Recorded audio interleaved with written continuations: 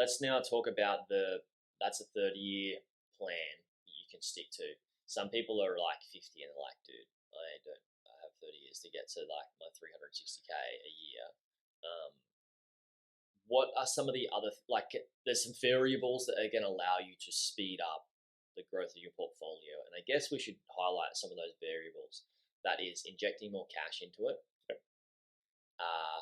buying, refinancing, getting more finance faster, right? Maybe refinancing or purchasing more faster. And then also asset selection, I guess, is going to help increase cash flow. And depend on asset selection, there's variables with that, like asset selection for more capital growth, faster capital growth than some other areas, and some could be higher cash flow than some other different types of assets. So where do we go with that? Like, what's the next step in the phase of like speeding this up a little bit for somebody that has 100K and might want to just go a little bit faster? What can they do? Would it be, all right, let's reassess more regularly every 12 months, every 6 months, with how much equity I have and where I could be purchasing, my borrowing capacity, those types of two things. So that's kind of asset selection and financing without them having to re-inject too much cash. Would that speed up the timeline? Yes. If you're like people get caught up in, is that saying that people underestimate what they can.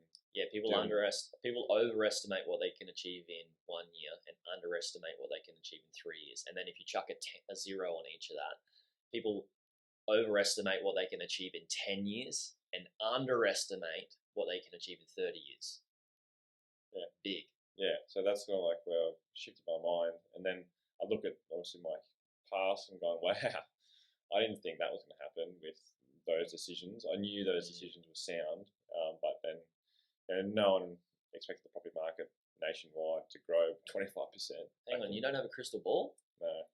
But I do. That's what sort of lights me up is just understanding like markets and human psychology and what we can do with our money, because it's important to me. I'm dealing with people's money every single day. I want to put them in the right locations because that's going to help them. So the software system that we run has limitations to, if we do a renovation, it's going to increase its value by X. There's just so many complexities, so it's good to keep it, have a simple base. But if you want to put rocket fuel underneath your portfolio growth, you got to buy well. So having a good understanding of the market, analysis, and negotiate hard on the way in. Asset selection, you said, is massive because that's what's going to outperform that market because it's going to be a more scarce asset. And then obviously the location and where you're buying is key. But then it's like, well, what can we do with this property? Is it a 3-bedroom that I can convert to a 4-bedroom to increase that cash flow? And then with that increased cash flow, that helps with your serviceability, so your borrowing capacity can increase. You're buying in growth locations as well, which we focus.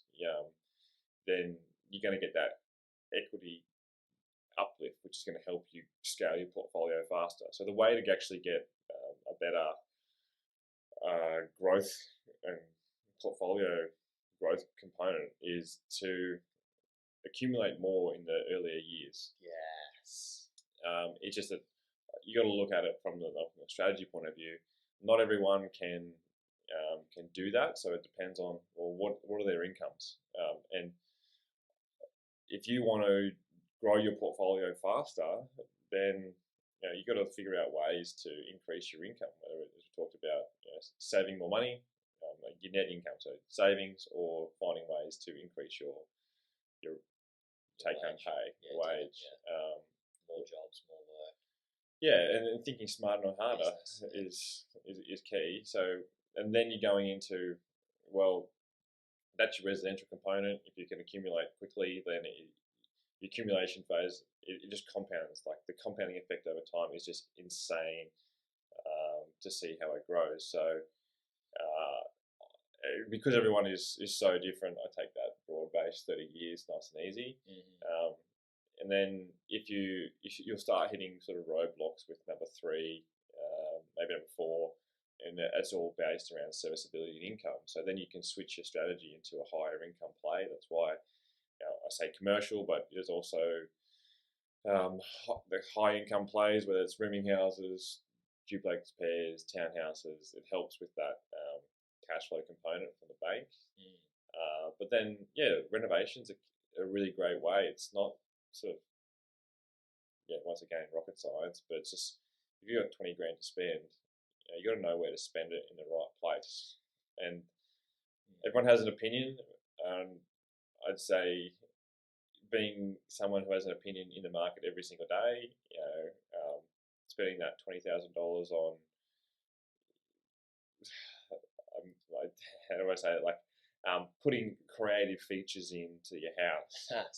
Sexy appliances don't equal up. It's not going to do it. Like, keep it simple: paint, flooring, kitchen, bathroom, front, street curb appeal. Like, pretty much that's all you really need to try and focus in on your investment side. And then with other higher income plays, there's different strategies, right? Like, you can, if you're on a corner block, you could put signage on the front fence and get an income stream out of that. You could put solar panels on your roof, decrease that that expense, electrical expense, or rent out your roof for some commercial property.